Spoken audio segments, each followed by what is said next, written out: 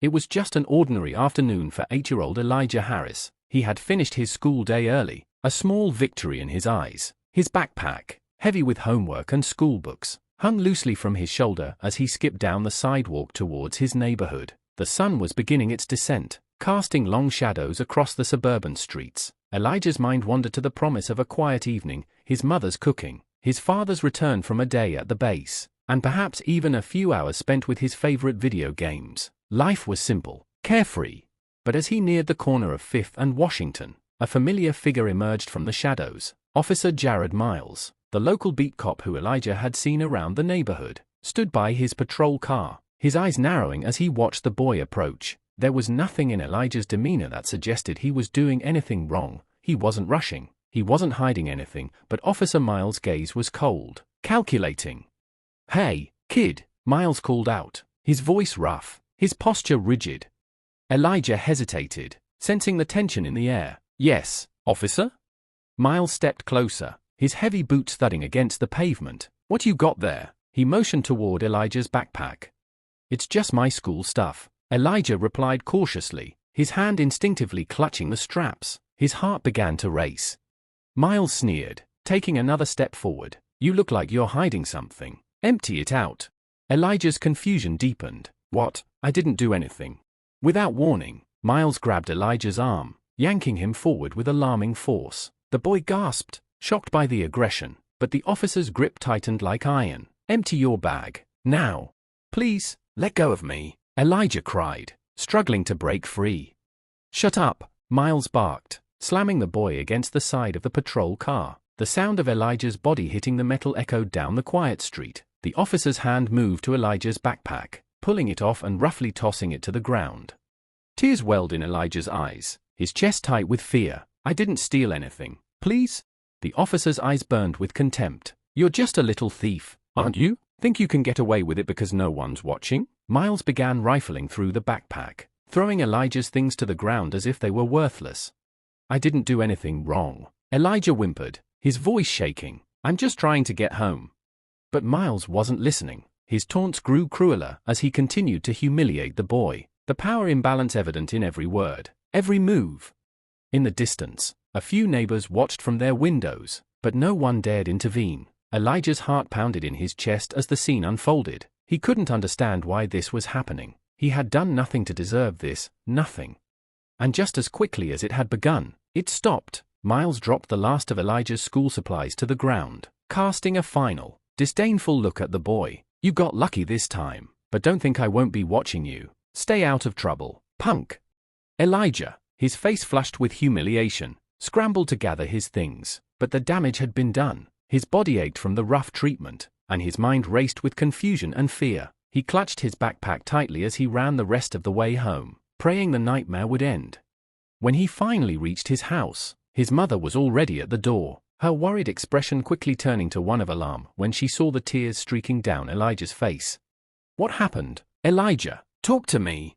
The boy could barely speak. All he could do was point down the street, his body trembling. "A cop, he hurt me, and for no reason." His mother's face paled. "What do you mean? Tell me what happened." Elijah struggled to form the words. The image of Officer Miles' sneering face, the harsh grip on his arm, the humiliation, it all flooded back. His mother wrapped her arms around him, holding him tight as his sobs racked his small frame. She didn't need to hear the whole story to understand. She knew exactly what this was. As Elijah's father, General Marcus Harris, had often told him, there are things in this world that can't be explained by logic or reason. Some people will hate you just because of who you are, and those people, they'll try to break you, but you stand tall. But what Elijah didn't know was that his father, the man who had sworn to protect this country, would soon face a battle he had never anticipated, defending his son's honor, his family's name, and the justice that had so cruelly been denied. The general had just returned home from an exhausting day at the army base when his wife met him at the door, her eyes filled with concern. "Marcus, we need to talk." He barely had time to set his bag down before she spoke again, her voice urgent. "Elijah, something happened. I need you to listen to him." He followed her to the living room, where Elijah sat, his small hands clenched tightly in his lap. The boy's face was pale, his eyes swollen from crying. "Son," General Harris said gently, kneeling down in front of him, Tell me what happened. Elijah looked up at his father, his words shaking. A cop, he hurt me. Dad, he grabbed me and called me names. He said I was a thief, but I didn't do anything. The general's expression hardened, his military instincts kicking in as he listened. Rage boiled within him, but he kept his voice steady. I want you to take a deep breath. Son, we'll figure this out, but you're safe now. Nothing is going to happen to you again. Elijah nodded, but the fear in his eyes didn't disappear. The general stood up, his jaw clenched. He turned to his wife. We're going to make sure this never happens again. Not to our son, and not to anyone else. Officer Jared Miles had no idea what was coming his way. He had thought that Elijah's father, like so many others, would let this incident slide, would let him get away with his actions. He couldn't have been more wrong. The house was quiet now, the weight of the evening settling heavily on General Marcus Harris' shoulders. He sat in his study, the soft hum of the city outside blending with his thoughts. His mind replayed the details of what his son had gone through, an innocent child brutalized by a man who should have been protecting him, not terrorizing him. The more he thought about it, the harder it became to breathe. The feeling of helplessness that gripped his heart was foreign to him. As a military officer, he was trained to protect, to command, to act swiftly. But this was personal. As a father, he was supposed to ensure his son's safety, to keep him free from the ugliness of a world that too often judged people based on the color of their skin. But the reality hit him like a punch in the gut. His own flesh and blood had been attacked simply for existing. The general took a deep breath and stood, walking over to the phone. The old brass clock on the mantel ticked loudly, a reminder of the passing seconds that could not be reclaimed. He dialed a number, one he'd never thought he'd need to call for this kind of situation. Colonel Edwards, came the voice on the other end, rough but steady. What can I do for you, sir? I need help, Marcus said, his voice tight. A cop hurt my son today. I want everything on this officer, his record, complaints, history, everything. I'm not waiting around for some bureaucratic nonsense. I need to move fast. There was a brief pause, and Marcus could almost hear the wheels turning in the colonel's head. You'll have it by morning, sir, Edwards said, his tone suddenly more serious. You know I've got your back. Good, I'll need it. Marcus hung up, already moving toward the door. His wife, Angela, was waiting in the kitchen, a worried expression on her face. Her love for their son was evident, but she knew Marcus had a different way of handling things, always calculated, always decisive. She feared where this might lead, but she trusted him. We're going to handle this, Marcus said to her, his voice unwavering. I'm going to make sure this cop never has the chance to hurt anyone else. Angela nodded, but the look in her eyes betrayed the fear she felt for the family. Just be careful, please. Marcus kissed her forehead and left, heading toward the base where he would prepare his next steps. The father who had once commanded troops on foreign soil now had a new mission: to defend his family's honor, to make sure that Elijah's suffering would not be forgotten, and that the man who caused it would pay. The next day, the Harris family was shaken by a series of events they hadn't anticipated. The news spread quickly, as stories of Elijah's mistreatment caught the attention of local media. A few brave neighbors had stepped forward, offering to testify about what they had witnessed. There were whispers, mostly quiet, most unwilling to stand in the way of authority, but the pressure was mounting. People were starting to talk. But the police department's response was anything but cooperative. Officer Miles, confident in his position and emboldened by the backing of his fellow officers, denied everything. His version of events was simple: Elijah had been causing trouble, and Miles had only been enforcing the law. It was a typical cop-out, one that too many had heard before. The police chief, a man who had worked with Miles for years, stood by his officer, brushing off the accusations as if they were nothing more than a minor disturbance. Marcus wasn't surprised. He had seen enough of the system's biases in his career to know how it operated. He knew the game they played, and he was prepared to play it better. He had spent years in the army building networks, cultivating relationships, and understanding the intricate systems of power. He wasn't going to let his son's suffering become another statistic in the pile of ignored cases. This wasn't about politics or public opinion. This was about justice.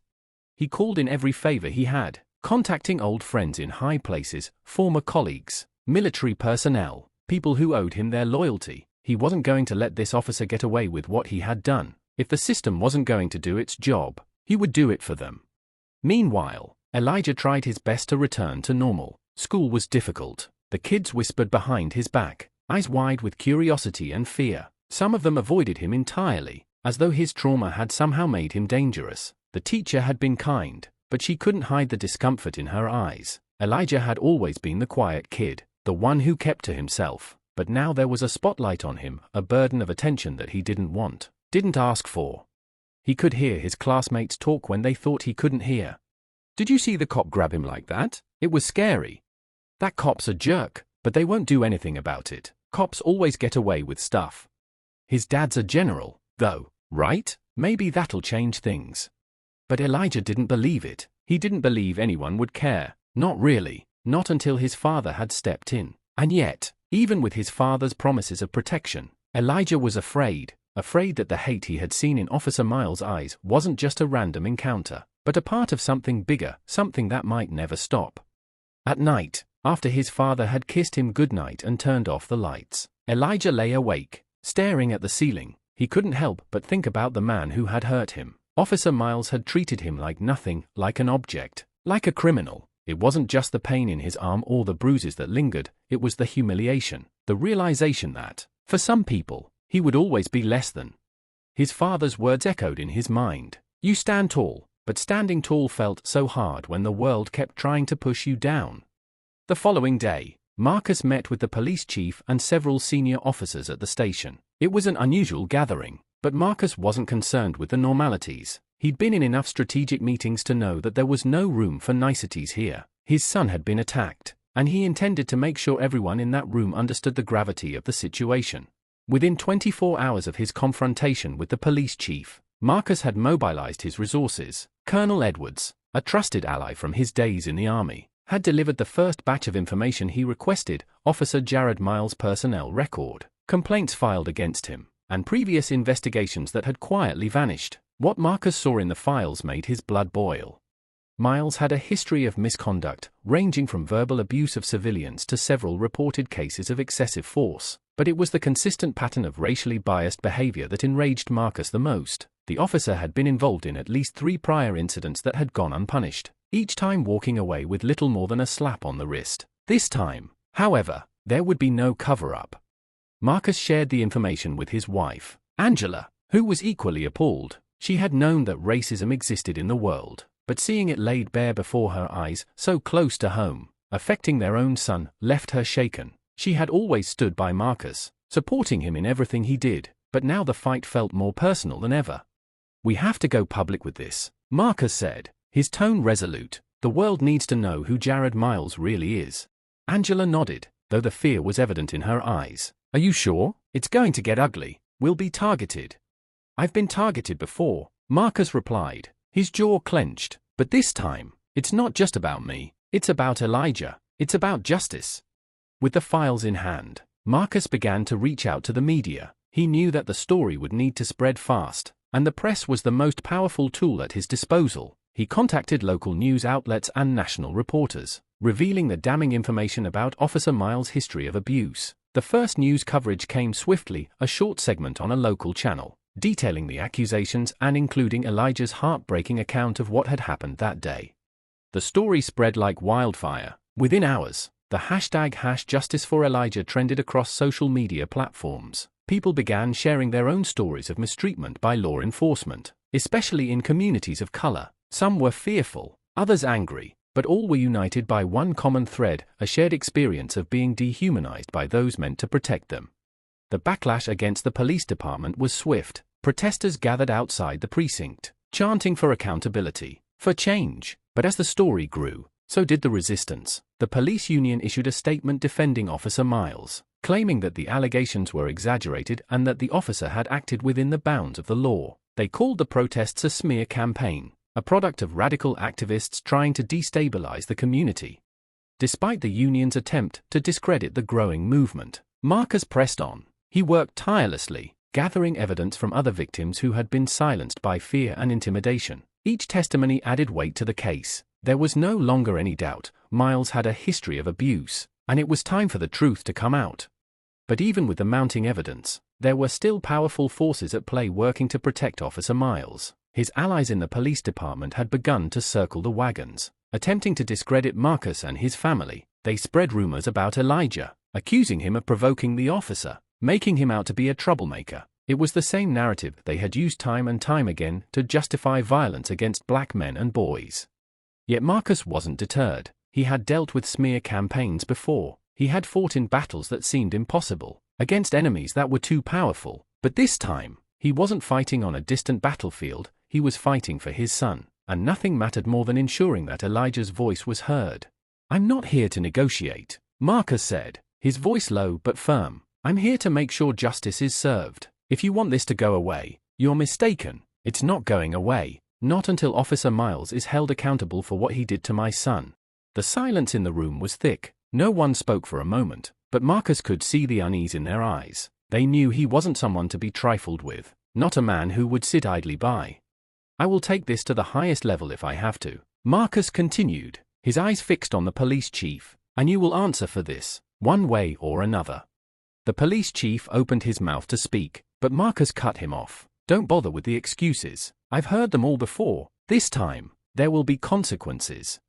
And for the first time in the entire ordeal, the police chief faltered. The days following the tense meeting at the police station felt like they stretched on endlessly. General Marcus Harris knew that he was up against more than just a corrupt officer. He was challenging an entire system that had, for years, protected those in power, even when their actions were unjust. But Marcus wasn't intimidated. He was a man of action, and when it came to his family, he would stop at nothing to ensure their safety and honor. The tipping point came when Marcus arranged a press conference. He had invited journalists from all over the country, knowing that this moment would be crucial. As the cameras rolled, Marcus stood at the podium, his wife and Elijah by his side. The general's demeanor was calm, but his eyes burned with a quiet fury.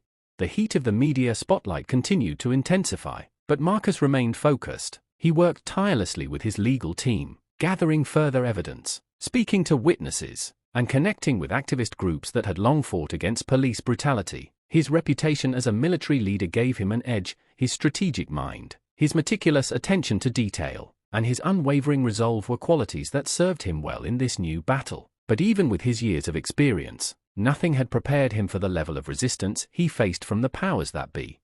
The police department had dug in its heels, defending Officer Miles at all costs. The pressure on the department was immense, with protests continuing outside precincts and rallies gaining momentum. Yet, within the walls of the department, Miles remained shielded by his colleagues, some of whom had gone as far as accusing Marcus of exploiting his military background to attack the reputation of the police force. The media's portrayal of Marcus as a military hero fighting for justice did little to dissuade the department's defenders. They had their own battle to fight, their own reputations to protect. But despite the onslaught, the evidence continued to pile up against Miles. More victims came forward, each with their own story of mistreatment, of abuse by the same officer who had hurt Elijah. One by one, their voices grew louder, adding weight to the case. These were not isolated incidents. This was a pattern, a dangerous and destructive pattern that had been allowed to persist for far too long. Amidst the turmoil, Elijah began to understand the full weight of the fight his father had launched. The boy had always looked up to Marcus, his hero, his protector, but now, he saw his father as something more. He was a man who refused to be silenced, who refused to back down, no matter the cost. Marcus' courage inspired Elijah, but it also made him feel the enormity of what was at stake. At night, when the house was still and the world outside seemed distant, Elijah lay awake, his thoughts racing. He thought about Officer Miles, the fear in his eyes, the way he had grabbed him, the way his father had made it clear that this man would never escape the consequences of his actions. There was something in that moment, something about the quiet strength his father displayed, that made Elijah realize how deeply this injustice ran. It was no longer just about one officer, one incident. It was about a system, a culture, that had been allowed to harm and destroy without question. But there were still moments of doubt. Even with all the evidence, Elijah knew that the odds were stacked against them. People in power didn't lose easily. The thought of Miles walking away, free to continue his reign of terror, haunted Elijah. But as he sat up in his bed one night, he felt a surge of determination. His father wasn't going to let that happen. He wasn't going to let them get away with it. He had to be strong too, for his father, for the future, for all the other children who had been hurt, silenced, and ignored. "Today, I'm not here as a soldier," he began, his voice steady but filled with raw emotion. "I'm here as a father who will not stand idly by while his child is hurt, humiliated, and traumatized, a father who will fight, no matter the cost, to ensure that justice is done. He turned to Elijah, his gaze softening for a moment. The boy was standing tall, his small shoulders squared, though his hands trembled slightly. He had been brave. He had shared his story, despite the shame and fear that had gripped him. Marcus knew that his son had endured far more than any child should have to. I want to thank my son, Elijah, for his bravery, Marcus continued, his voice breaking for a moment. He is stronger than I could have ever imagined, and I want to say to every child, every family, who has ever been made to feel small, to feel less than, this fight is for you. The cameras flashed, and the room went silent as Marcus paused. The officer who did this to my son, Officer Jared Miles, has a history of abuse. This is not an isolated incident, and I will not allow his actions to be swept under the rug. Not this time. This is about more than one officer. It's about a system that has failed our children, a system that has turned a blind eye to the pain and suffering of black families. As Marcus spoke, the room was filled with a mix of reactions, some nodding in agreement, others staring in disbelief. But one thing was clear, the tide was turning, the truth was out, the weight of the evidence, the emotional power of Elijah's story, had begun to shift the narrative. The backlash against Marcus and his family continued. Threats came in from anonymous sources, and the police union doubled down on its defense of Miles. But the general was undeterred. He had made his decision, no matter the cost. He would expose the truth, and he would make sure Officer Miles paid for what he had done. The fight was only beginning, but Marcus Harris was ready for whatever came next. The world was watching, and it would never be the same again. The weeks that followed the press conference were filled with relentless tension. The battle for justice had entered its most critical phase. What had started as a single father's resolve to protect his son had now become a movement, a powerful, collective demand for accountability in the face of systemic corruption. The world was watching closely, and Marcus Harris knew that every decision he made would have lasting consequences. He was no longer just fighting for his family, he was fighting for every person who had ever been silenced by the unjust hand of authority. The day of the trial arrived, and the tension in the courtroom was palpable. The media had gathered in full force, eager to capture every moment of what promised to be a historic event. Marcus stood at the front, his expression unwavering. His military bearing was apparent in the way he held himself, but there was a fire in his eyes that could not be ignored. He was not there to play games. He was there to make sure justice was served. As the weeks passed, the media's focus began to shift. The coverage surrounding the trial and the conviction slowly started to wane, replaced by new headlines, new stories, new tragedies. But Marcus and Angela refused to let their fight become just another chapter in the news cycle. This moment, their victory, was not just about them, it was about every black family, every person of color, every community who had been brutalized by the very institutions meant to protect them. Marcus, a man of action, knew that the battle for justice could not be confined to one courtroom. This was a battle that had to be fought on every front, within the police departments, within the courts, in the streets, and within the hearts and minds of people everywhere. Change had to come from every corner of society, and it had to come with strength and unity. But for Marcus, the most important battle was the one he fought at home, ensuring that Elijah, his son, grew up in a world where he could feel safe, where he would never again face the kind of cruelty and injustice that had once been his reality.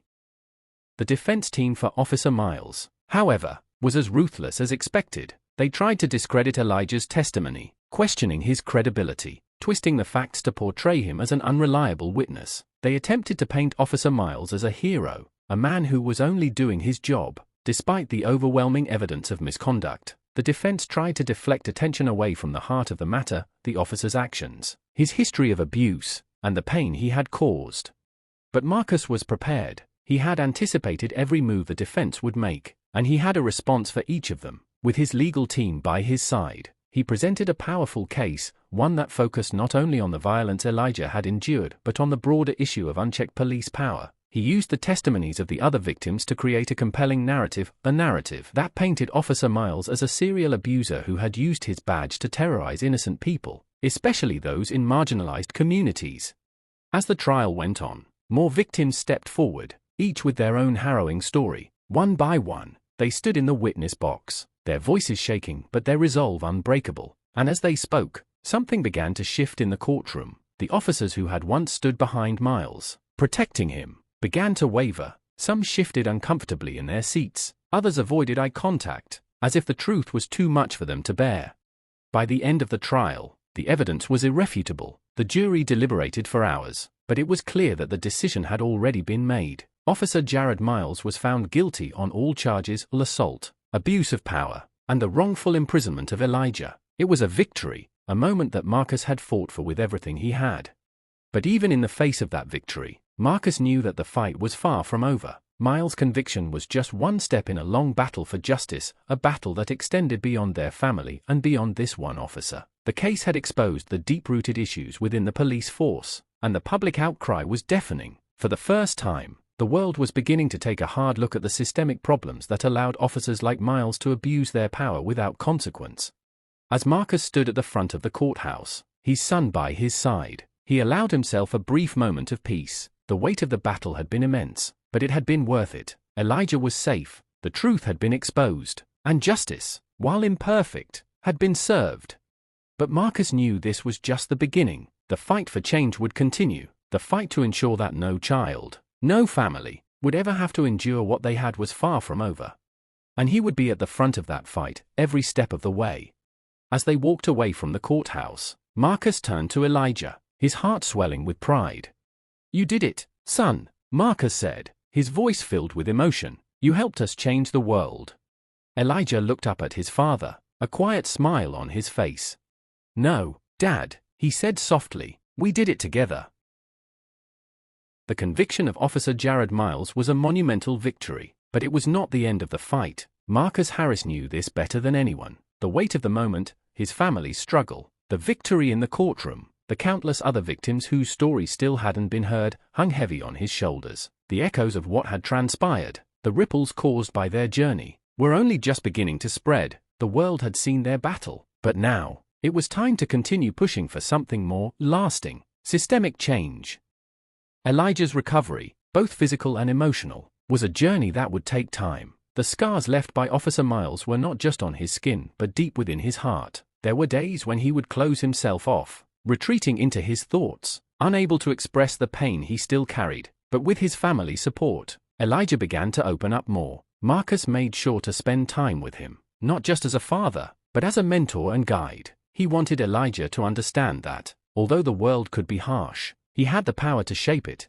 One evening, after dinner, Marcus sat down with his son in the living room. The weight of their conversation hung in the air, but Marcus knew it was necessary. Elijah had always been a curious, bright boy, but now, more than ever, he needed to understand the world around him.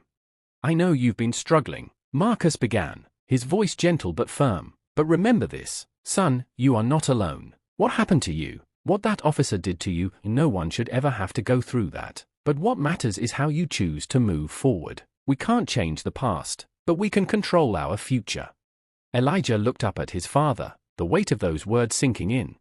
"You've taught me that strength comes from within," Elijah said quietly, "but sometimes, it doesn't feel like enough." Marcus nodded, his heart aching for his son. "It's not about being strong all the time, Elijah. It's about standing up, even when you're scared. It's about using what happened to you or not as something that defines you, but as something that fuels you to make the world better for others. We do this together, and we never give up." As Marcus and his family began to heal, the national conversation continued to evolve. The #Justice for Elijah movement, sparked by their own fight, gained momentum. What had started as a single hashtag soon became a rallying cry for families all over the country, demanding accountability from law enforcement and the government. Protests continued, but they were now rooted in something more than just outrage. They were part of a growing wave of social change. People were talking about systemic racism, police brutality, and the urgent need for reform. They were demanding that the laws change, that officers like Miles be held accountable, and that the voices of marginalized communities be heard. Despite the overwhelming public support for the movement, the path forward was not without its obstacles. While some lawmakers and leaders echoed the call for police reform, others remained steadfast in their resistance. The entrenched systems of power had deep roots, and Marcus knew that dismantling them would be a long, hard road. But even as the opposition mounted, Marcus remained unwavering. He had led armies, fought in wars, but nothing was as important as this fight for justice, for his family, and for every person who had ever been silenced by hate. Months after the trial, Marcus was invited to speak at a major national rally advocating for police reform. His speech was broadcast live across the country, and it marked a turning point in the conversation. In his powerful, unflinching way, Marcus spoke not only of the pain his family had endured but of the hope for change. "We stand here today not just for justice," he said, his voice echoing in the hearts of millions, "but for a future where our children are no longer victims of a system that was never designed to protect them. We stand for a world where every life, no matter the color of your skin, matters. And I promise you this, we will never stop fighting. We will never stop pushing for change. Because when we fight together, there is nothing that can stop us." The crowd erupted into cheers, their voices ringing with unity and purpose. It was a moment of empowerment, one that marked the beginning of a broader movement, one that was not just about policy change, but about changing the very fabric of society. In the days that followed, Marcus found himself facing a new challenge, balancing his public role with his role as a father. The movement had grown, and so had the pressure on his family, but Marcus remained committed to both. He made sure that, every night, he was home with Elijah, talking with him, listening to him, guiding him. He knew that the road ahead would be difficult, that they would face more battles and more setbacks, but he also knew that, together, they could overcome anything. As they stood side by side in their living room, the weight of their journey settled into a quiet, unspoken understanding. They had made it through the darkest moments of their lives, and they had emerged stronger for it. For Marcus, the fight was never just about winning a case or getting a conviction. It was about creating a future where his children could grow up without fear. And with every step, every victory, every setback, he was one step closer to that goal. The fight wasn't over, but the dawn of change had begun, and Marcus Harris, alongside his family, was ready for whatever came next.